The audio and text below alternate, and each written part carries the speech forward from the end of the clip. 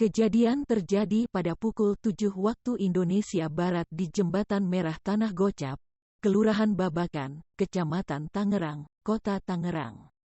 Kepala Badan Penanggulangan Bencana Daerah, BPBD, Kota Tangerang, Denny Koswara menjelaskan, korban bernama Muhammad Dinata lompat dari Jembatan Merah ke Sungai Cisadane.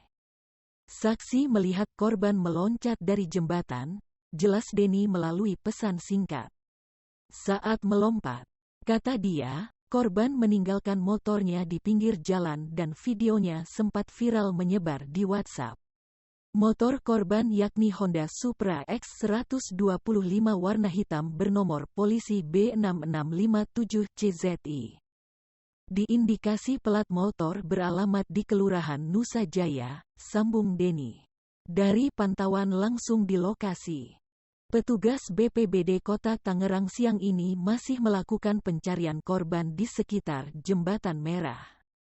Petugas menggunakan kapal karet untuk mencari korban menyusuri Sungai Cisadane.